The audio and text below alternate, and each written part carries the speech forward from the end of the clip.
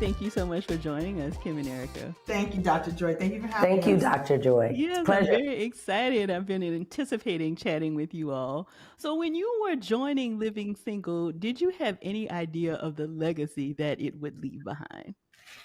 Erica's looking at me because she knows that I always say that I knew the moment the six of us got into a room together, we had our first table read, I felt the magic immediately. Now, I couldn't have known how long it would go and what it would mean, but it felt like magic, and I felt like it was going to absolutely work. Yeah, Ooh. she was the one who knew. But I was 23 coming into this, and we all were young coming into this. So legacy, no, I was thinking about pregnancy, like don't get pregnant, that kind of stuff. That's the type of stuff you think then. You don't even have an idea of what legacy is. You get hired to do things, and you're hoping that it does well and that you can do your job. But at the time, Kim, they were building the show around Kim and Queen Latifah, so they had already created a significant, footprint in the industry, enough to get a deal and be, popular enough to have a studio create a show for them. Meanwhile, back at the ranch, I'm doing the work, still out there. So, that was different, and you come in with different mindset. Can I say this too, though? And one of the reasons I don't think I've put this together until just now. So thank you, Dr. Joy, for pulling this out. I had come off of a show. I had come off of In Living Color like about a year and a half or so prior, and the energy for me on that show was completely different from the energy that I was feeling in this room. So maybe I was hoping that it would be, a great experience because it felt from the beginning that it would be a great experience. And that other show for me was not that. So I think I put my expectations on this being great because there was such a collaborative experience from the very beginning. In addition to it being collaborative, what else about the energy felt very different about this project? I would say that we were all coming from different worlds and different disciplines. You have Kim Fields, who was already a legend and a legacy. We all grew up wanting to be that little girl. I always say with that little fluffy bowl bang. cut. Fluffy bang. This little black girl was, Yes. was excellent. Yeah. And, you had John Hinton coming from the world of stand-up, which was my world too. You had T.C. Carson, who I didn't know at the time had been, singing and dancing for years and years. We had seen him in that movie, Living Large. And of course, Queen Latifah is Queen Latifah. And Erika Alexander, I knew as cousin Pam. It just felt like we were coming from different worlds, all coming in this intersection of Black joy. I love that. I love that. So we've seen other shows like Golden Girls and 227 kind of, play with this idea of the trope of four best friends, but it feels like Living Single really popularized that trope, at least for me. What would you say about some of the shows that have followed and kind of followed in those footsteps of the four best friends trope? Well, it kind of seems to be a formula and a recipe that works. Obviously, there are archetypes built into that. You can have the friend who's, more lusty. You can have the one who's anchored. If you were looking at, our show, we have these archetypes. Certainly, Golden Girls does. Sex in the City. Mm-hmm. You have one that's also like, more about money and materialism. And then you also have, the one who's more simplistic and innocent and, maybe more vulnerable. And that works. So it's not created by anybody. It's just how some of these things gel out. And so the fact that there are other shows, and there are other shows that we're certainly glad that they were successful, did so well, is a testimony to the showrunners who understood that recipe was strong, and then they just put different people in them. And Erica, you recently had the chance to be on Run the World, which was, I think, another show that kind of followed in some of that recipe. What was that like for you? That was great. Part of that recipe was down to Yvette Lee Bowser being a part of, the stew there too. So yeah, it's gone on. And then there's Harlem too. I mean, those young women are wonderful performers and actresses. I think anytime you can create a female-centric world, it's good for everyone, because for so many centuries and years, it was done with a male point of view, certainly a white male point of view. Most of Hollywood has built their whole library on that. Those shows often don't hold up as well. They're not sustainable. They're not organically sustainable.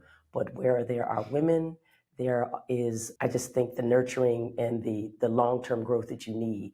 And so, yeah, that was great. And I still am friends with those young women. They're wonderful. I love that.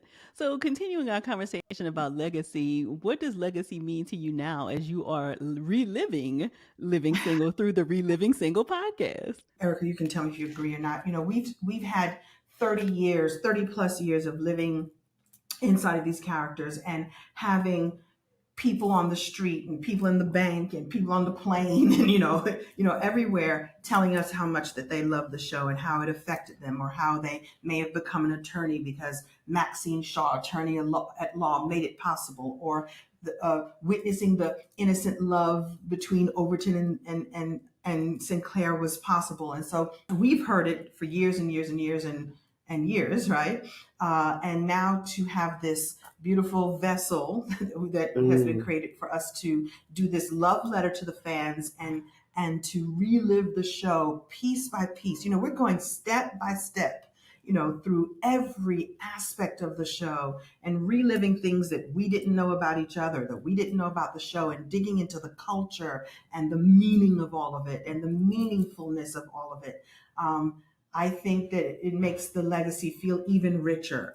I knew it was going to be there from the beginning. We get to see it all the time. And now we've created a home where new people can even come in and witness the depth of the legacy. So who knows how far it will go. I think it's rich and it's real. I also believe, and I agree that, excuse me, do we both need to clear our throat? We do. Enjoy.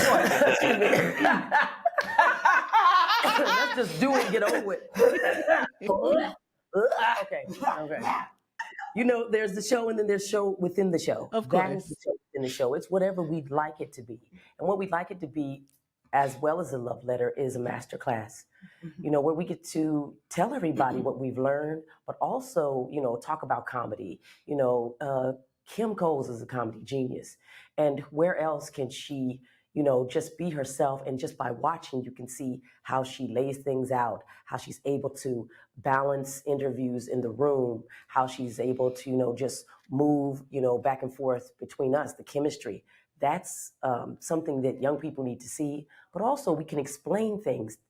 We've had 40 years. How many years in the business? 40 years. 40 years. That's 80 years of experience. 80 years of experience. And how many times do we get to see people actually leave a blueprint or a template for other people? Usually people pass away, they die, to be clear. They don't get a chance to tell their story and have that conversation. And I think it's a wonderful thing to do, but it's also brave because we're having fun, but we're also often talking about things that are very difficult to talk about, but in a safe space. And when I say safe, because we know that we can talk afterwards when we disagree, but we also know we're in growth.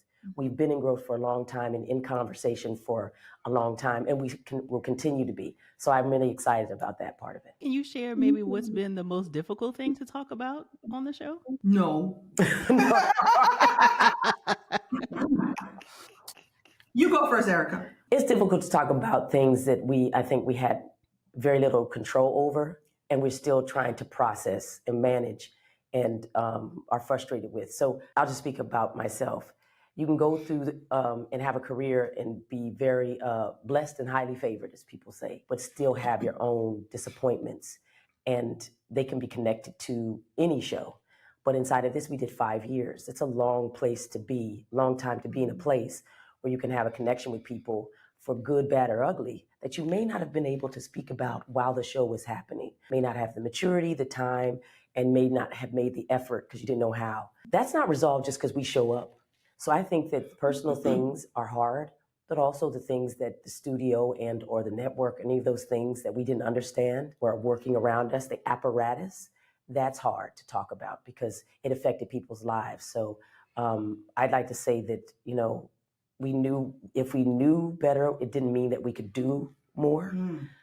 But now that we know, we are able to sort of understand why it's still so painful and frustrating. Ditto.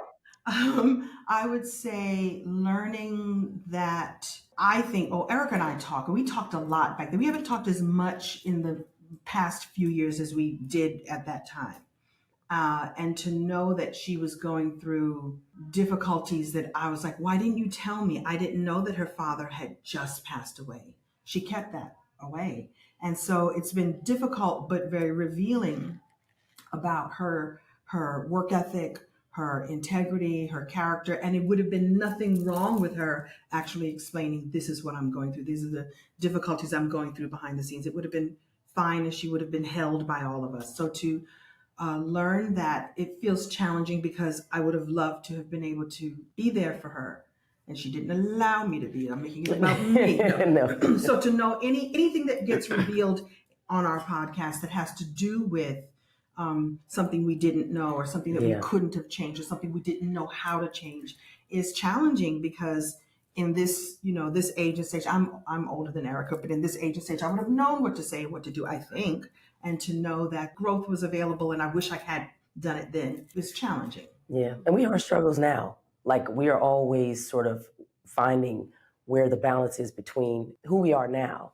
And I'm glad to say that right there is an ongoing process that you can only do with a friend, and only do with a sister. And we have more time on the books than most. So it's an investment to make that investment and know that, that it's important, to be a healthy human, for you to come together so you can be tested by pressure, but also polished like a diamond because of it. I would imagine that has felt incredibly healing, right? Like, it's not often that we get chances to kind of process things maybe that happened in the past. And I would imagine you didn't necessarily know that this podcast would bring some of those things out. I'm guessing you're kind of doing this in real time, figuring like, oh, I didn't even know that this was a thing we needed to talk about. I feel that way. Did you know that this was? Yeah, I knew. See, this time she knew. Now I knew. Let's say this though. I think, Erika, you created this space. This podcast started because of a relationship that she had with Kevin's company, that she had with being a documentarian and being a podcaster and doing this. So this is a world that she's already been in. And when it was asked, would you do a rewatch show? And she'll tell you her journey and her coming to that decision. So she was there first, so it's interesting. Living single, I was there first. This is something where she was there first. So she had a chance to create this container. And to be honest, there are times that we have clashes, but we made a pact to always return to love. And that's what grounds it for me, no matter what. And so I'll let her tell you how she knew that this would be. And I think there were things you needed to say and needed to have come out that. Absolutely. So I feel like, to be honest, I feel like you created the container so that this could That's exactly it. Okay. That's exactly it. Because I think that you can't satisfy everyone all the time. But after a while, you do have to start having some goals set for yourself. And I've always, our parents are educators. My mom is right here. She is right there. And your mother is an educator. I'm 95 years old and taught for 1,000 years. Bernice. So, power to her, and both, our parents. Education is important. I kept thinking that everyone kept asking me as I went through life, even when I was a very young actress, and I started when I was 14. How do you do this? How do you do that? What is it? And back in the day, you really did need, you need your picture and resume, you need this and that. And I would say it 1,000 times. I said, I got to do this in one space so I can say, go look at this tape. So for a long time, I've been wanting to put in a space and how to guide of how to be in this business, but from my point of view, which is different from, say, one of those books you might find in Barnes and Noble, from a person that may not even have your burdens or understand how you might be affected by social and racial and systemic injustice and inequities. There's that. And then there's what I couldn't say because I didn't not only have the power, I didn't have the outlet or platform. We are now living in a world where you have internet. You have everybody having a say. Everybody thinks it's their Oprah. Whether they are or not, they can be like Andy Warhol kind of says, famous for 15 minutes. Everybody's going to get 15 minutes. Right, exactly. Some people are on their 16th minute, but that's not But we've had more than our 15 minutes. So what do you do with that? You start to think about, I need to say something in life because this can't just sit here.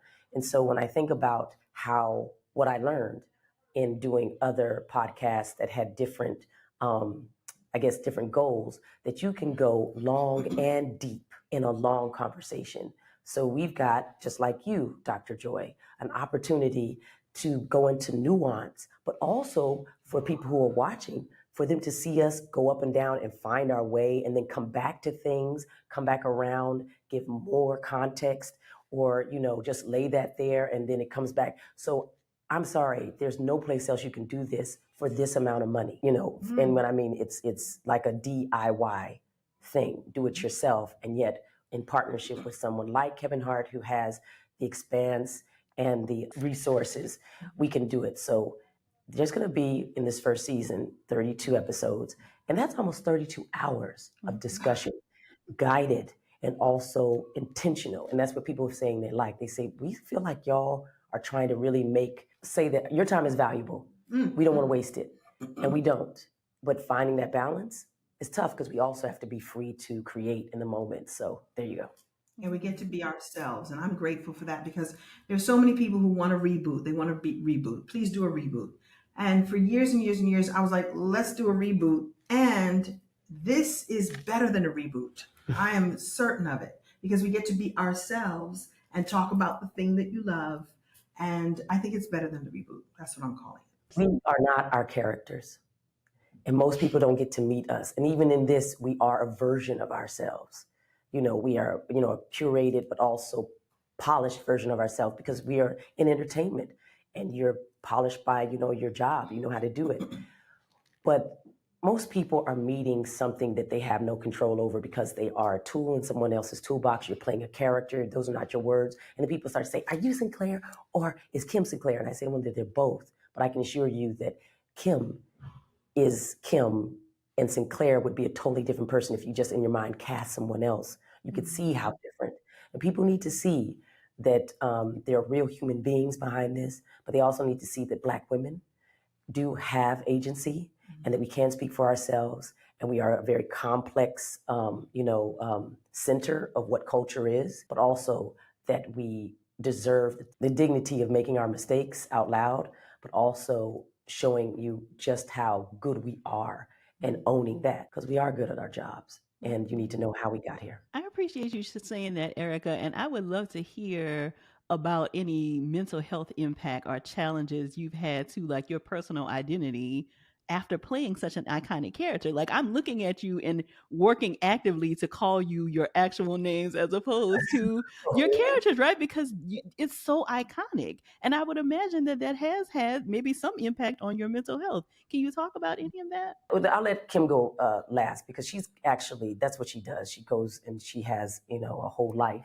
around creating ways for people to manifest their gifts and that type of thing. And I really do think that has a lot to do with mental health, mental toughness. But I can tell you this, a lot of what I think is just in my head, because I've had to live in an isolated space in my head for a long time. That's not necessarily healthy. So I'm actually trying to say more of what I mean and what I want, and taking the chance that you could lose people, but the people who stay and understand you, who know who you really are, those are your tribe. That's the people that just because you need to have that kind of outlet won't abandon you.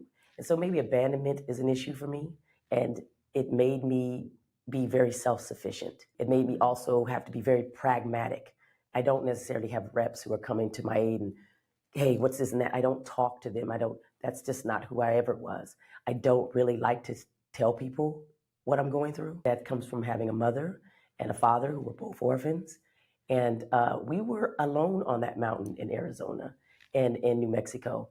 And you had to just figure it out. And so everything just got folded into what could be done today. Let's get, over this hump.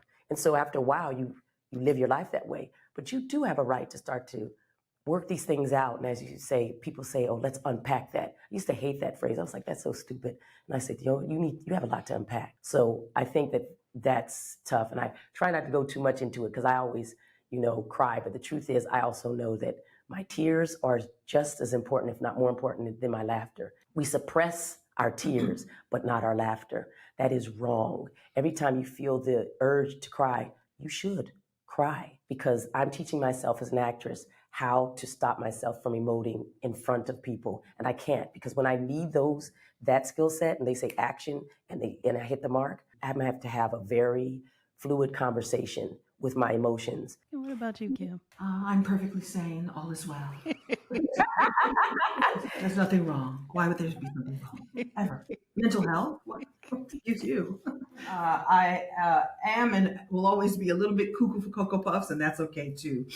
For me, I would say that, so the mental health journey for me is after Living Single ended, I went into a depression, and that's something that we're all sort of discovering as we talk to our castmates. We all had our moment of separation because the show ended so quickly and so abruptly. For me, I went through a very intense time of over shopping. That was my vice of choice. And I realized through therapy that it was that I didn't feel worthy to have money and success, particularly because I'm the first generation that didn't finish college. My grandmother went back to college in the 50s, in her 50s. What Black woman got to do that and understood that? My father has his doctorate in education. I felt guilty that I was making this money and had dropped out of college 100 times. And so then I shopped through my money, and then I got help. I got, grateful for what I had. And, there's a big journey behind that. But I am now a fierce advocate for really unpacking all the things. And it's ugly and it's awful. But on the other side is truth and understanding and grace. Oh my goodness, grace and compassion. And discovering that has opened up so much for me, so that now I actually have been able to delve into this spiritual quest. I study all different kinds of religions and quests, and to find out that we're all more alike than we're different, and sort of the meaning behind a lot of all that. And I love exploring and unpacking, even if it's ugly. What's on the other side is so much more beautiful and more understanding of myself and more understanding of everyone else, my fellow travelers. Like, it gives me the perspective of more compassion. You never know what somebody is dealing with. That feels healthy and wonderful. And I'm also, you talk about mental health, and, creating such iconic characters can be problematic.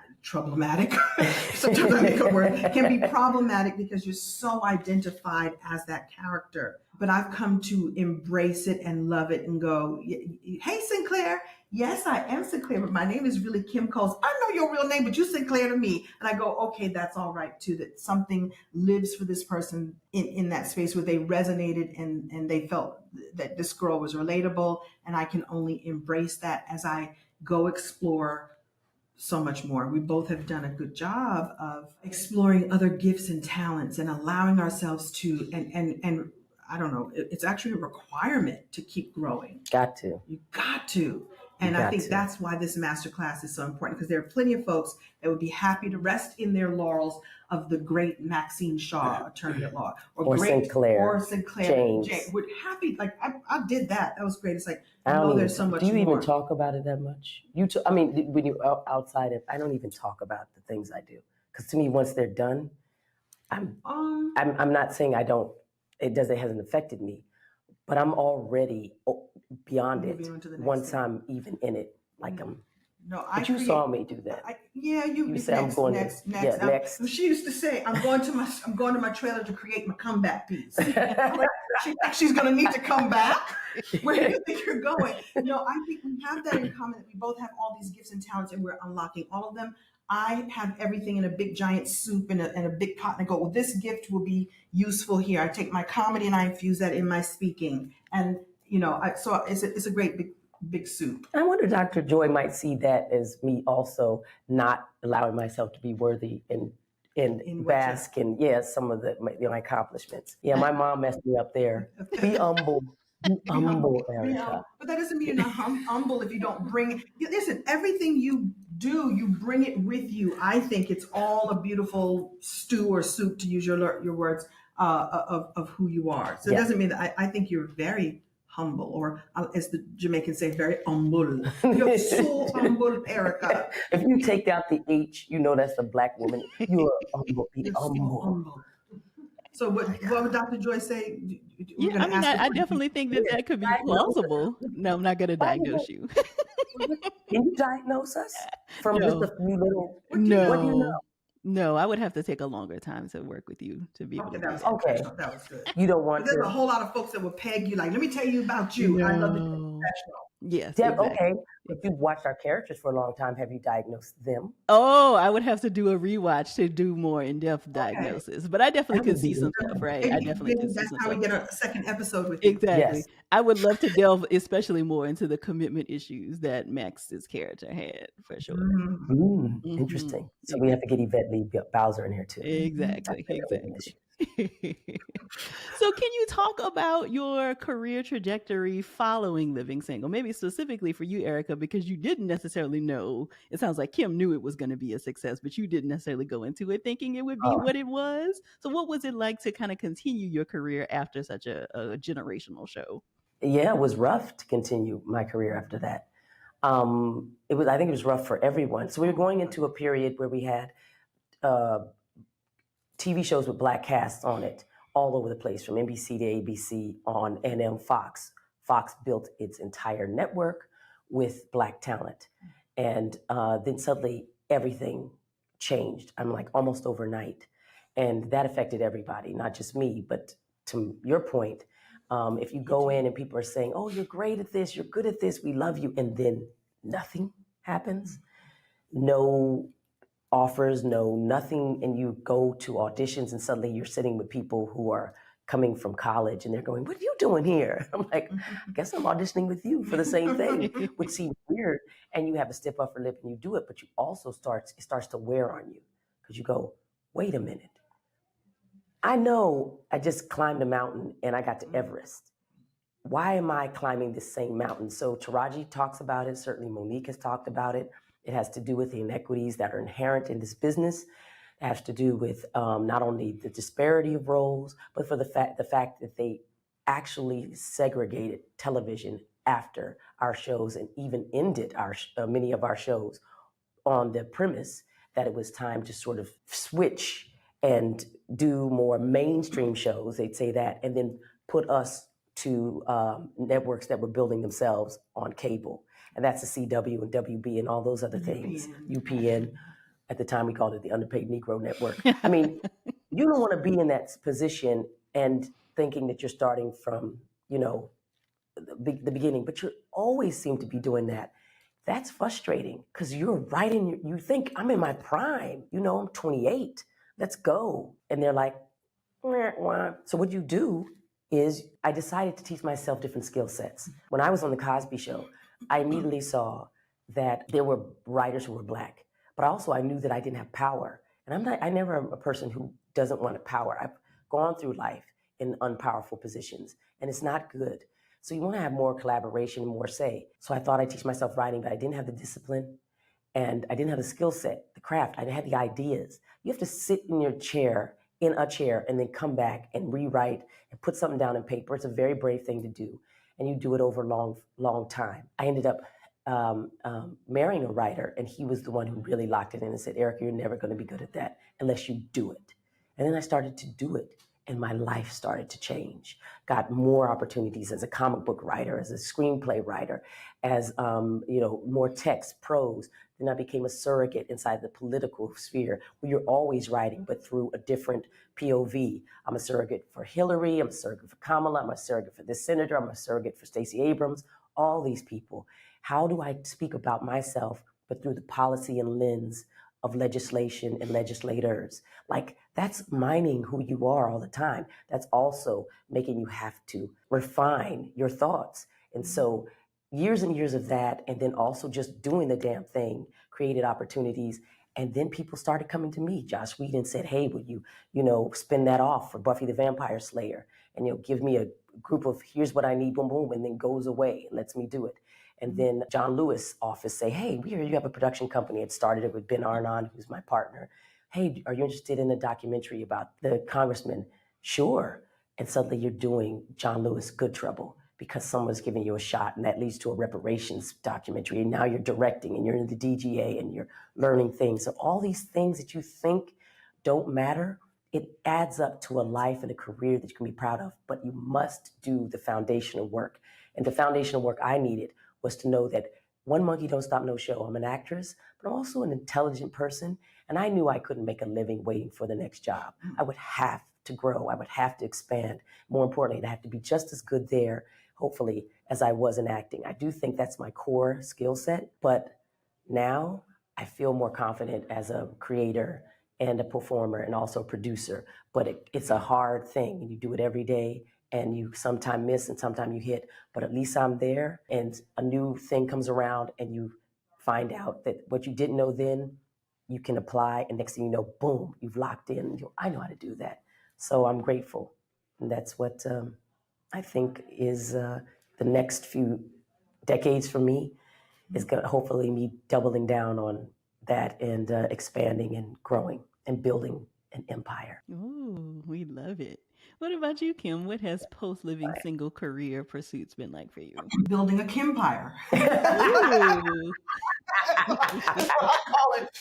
See how quick she is? Same thing. While Erika said, I'm going to my trailer to create a comeback piece, I was doing my version of that too. And so I wrote my first book in my trailer at Living Single.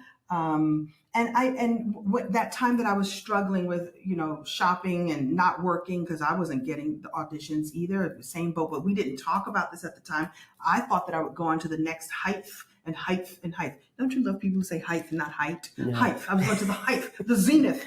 None of that was happening. And so I figured out, just as Erika did, I needed to hone my gifts and talents in all these other areas. And so I took my knowledge, mastery, whatever mastery I had as a stand-up comedian, and moved it into the world of speaking. Because I didn't want to go on the road as a stand-up comedian week after week after week. I mean, that's what people don't know, that's the unglamorous, that's what most comics do. You go on the road to make your money. And I knew that would age me and tire me out. And so, but I could do it as a speaker. I can go and make one talk and make as much as I could on 6 shows on a weekend in Albuquerque or whatever. So I built out my speaker business. I started writing more books and writing more programs. I have an online academy. I started building that in the realm of speaking and using humor and heart and infusing that in your speaking. Then fell in love with being an entrepreneur, which actors don't talk about this much, but we are entrepreneurs. For sure. For sure.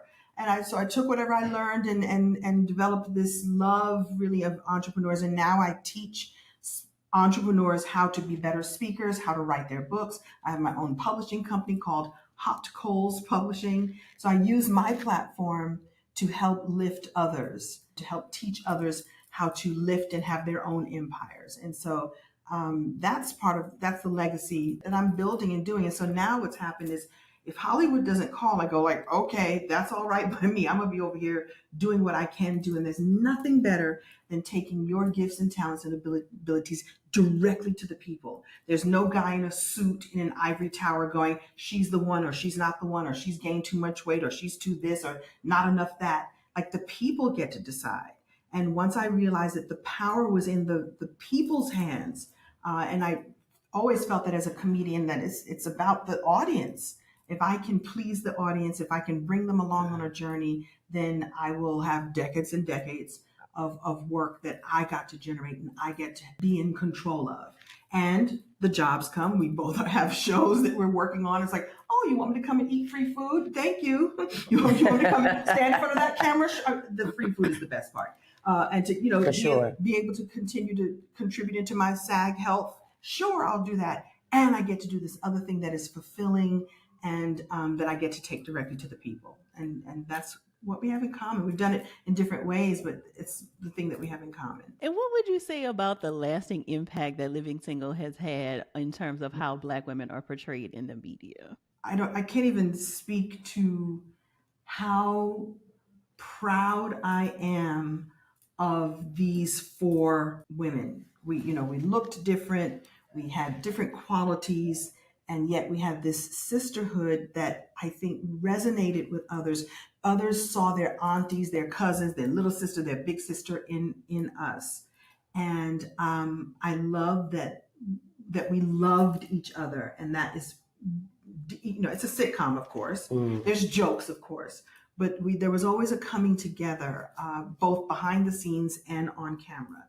And I'm really proud that we represented the antithesis of what they say about Black women. We were professional and funny and vulnerable and kind and sometimes angry and sometimes all the things. We were all the things done in a very classy, fun, experiential way. And I love that people love that about us. I love that they resonate with us. This is our leg of the race. This is what we were born for. Mm. We were made for this mission. And as Black women, if you see the people who've come before us, from Shirley Chisholm to Ida B. Wells to great Harriet Tubman, they talk about what they did so we could be here and have this the privilege of telling our stories. It's huge, but it's what's expected of us. And I think that I want to just always remember that they had it harder than we did. Certainly Hattie McDaniel and Butterfly McQueen did, and Cecily Tyson, and Regina Taylor, Dinah Carroll, these amazing things, that they've done. They never got a chance to talk about, but we are talking about it. So I'm grateful for this time, but I also remember that I'm doing what I'm supposed to do, and that's a gift, because there's so many people out here that don't. I was with Kyle Bowser, who's the head of the NAACP Hollywood chapter. He's the husband of Yvette Lee Bowser. And by the way, props to her for creating The Road and doing so much of that her whole life. But he said, if there's maybe 1 million creators of color, Black, in this, and there's 43 million Black people, we are the vessel that is used to tell their stories. Mm. It's something that we need to be mindful of, and how we move in the world, and not to make it any more precious than it needs to be. That we are culture makers of extraordinary, gifts, the biggest culture makers in world history. There's no doubt, but we were chosen, a very small set, to do it. And so we should remember that. And the mental toughness you have to have, and you have to work when no one's looking. If you can work when no one's looking and do the work, you will be rewarded once the light shines, and it will come. But we need to see all that work once it shines again, and then it comes faster, because then people see what you're about. In the lean moments, that's where you're supposed to grow and live life. And you're supposed to bring that to bear for the culture, but also for the world. If we do that, then nothing can destroy us. And I'm saying as human beings, but if we stop doing that, if we continue to regurgitate other people's ideas and not take chances and not make mistakes and not live out loud, then we are being just a piece of ourselves and asking for permission to be here, but we've earned it. They made sure that they sacrificed so much, so we knew that we earn it, and we know that we earn it every day by showing up and doing our best. I feel like we've already gotten a master class, but as we close up, is there any additional advice that you might give to a young Black woman in the entertainment industry or making her way in entertainment about how to create work that is both authentic and healing? Well, you already are authentic. You have to own it. Own yourself. But it's just because it's there doesn't mean that you don't have to nurture it and do the work. You have to go outside of your borders. You can't just continue to do the same things you know. You must go and sit in different churches, sit in different corridors, ask people different questions, but mostly listen. Turn off the noise, turn off the TV, the games, all of that. You won't know what you think until you allow your brain to even process what it's seen. And so I think we don't often give ourselves a chance to sit there and just let the breeze go by while we download, so we can have our own ideas. So you are authentic. You do have your own ideas. You should matriculate and make sure that you do the work, but you should haul ass. Everything takes much more time than you think. And so don't get caught up in the little minutia. You've got other things to do, and your biggest thing hasn't appeared yet, and you'll probably be saying that to the day you die. I just want to give you love and make sure that you know that even though you think you aren't seen, we're doing our best to project a version of ourselves that includes you, but that doesn't dismiss that your work here isn't important. You must come and do the work and supplant us. That's your job. I always find myself going, how do I follow that? No, trust me. So I'll follow that by saying, giving a gift that was given to me, and I wish I could remember who it was. It was a female actress who was older, and it was early in my career, and she said, this is how your career is going to go, and it helped me so much. I'm going to use my own name, but insert your name, and it's whether it's show business or anything you choose to do, this is how your life is going to go. It's going to go, who is Kim Coles? Introducing Kim Coles. Get me Kim Coles. Get me a Kim Coles type. Can you get me a cheaper Kim Coles? Can you get me a younger Kim Coles? Who is Kim Coles? And she gave me, I wish I could, isn't that good? She said, you're going to have ages and stages, and they may come and they may repeat again. And I remember the day I auditioned for something against the younger version of me. I was like, oh, I've reached that stage, but I was prepared for it. I was ready for it. And so for you to know that there will be ups and downs, there will be stages, there'll be moments that you feel that you've arrived, and moments that go, no, it's not your turn this time. And so prepare for all of that. Do what Erika just said, study, learn, go places you've never been before, explore, challenge yourself. So you get to decide what your yeses and nos are. By the way, be very clear what your yeses and nos are. Be guided by that. Be guided by your instinct.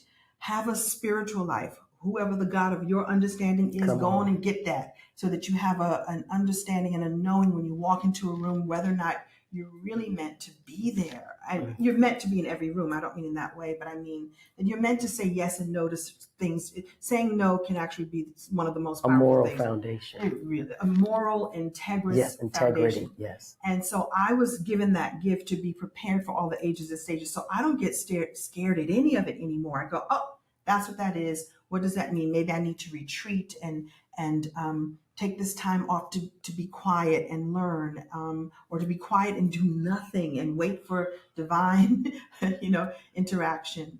And that all of the journey is beautiful, even when it's ugly, and to accept all of it as part of your growth and what you're meant to leave for the next generation. You're going to sit and do an interview just like this one day, and you're going to marvel at your comings and goings and the ups and downs of all of it, and to really be grateful for every single piece of it will help ground it for you. So that's what I would say. I love it.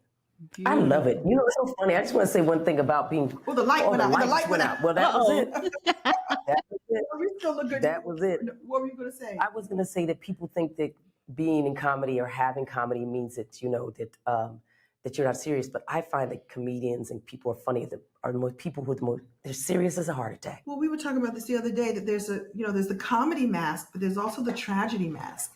And they live together. They live in the same space. Hold on, we're getting more light. Okay. Let there be light. The comedy and tragedy mask live for, those are the symbols in certainly in the yin and the yang, baby. Yin and the yang. It's all divine. So if you want to be funny, you better get serious. Boom.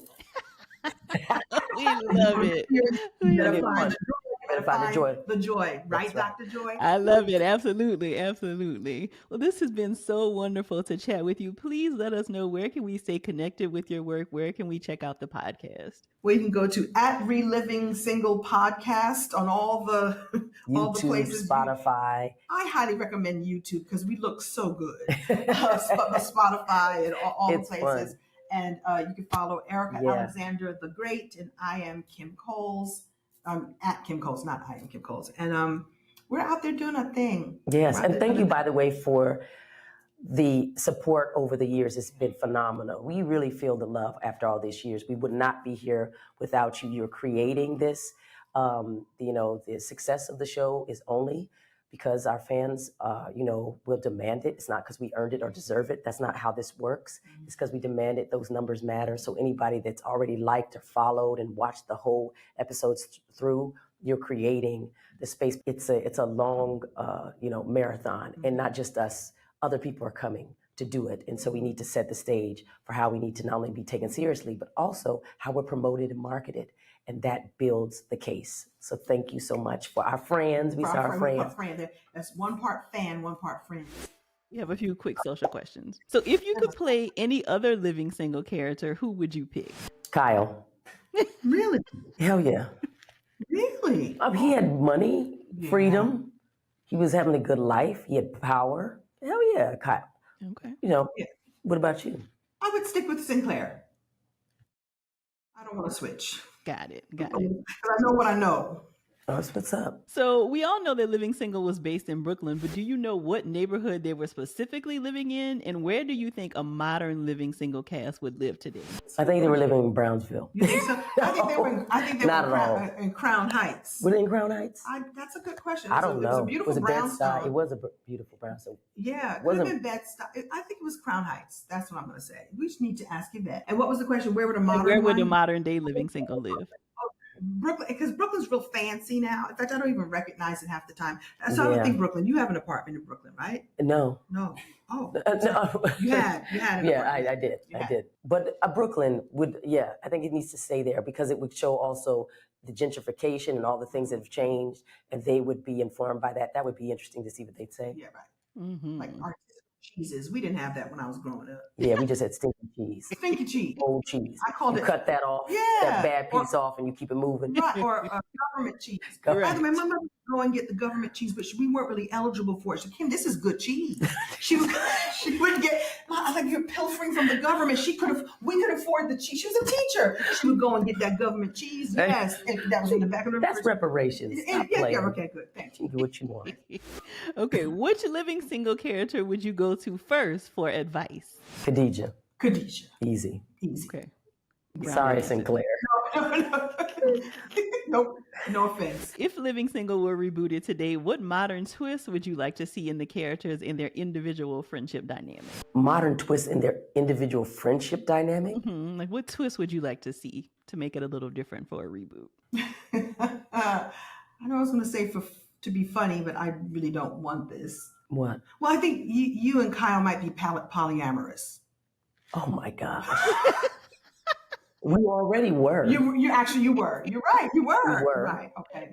That would be interesting. So would we have I'd have other husbands? You'd have other lovers, and he would have other lovers, but you'd be fine with it. It wouldn't be like you were cheating on each other. You'd have an agreement to just have others. That's hilarious. There's no way that covering my mother's ears. Oh, that's right. Her mother is sitting.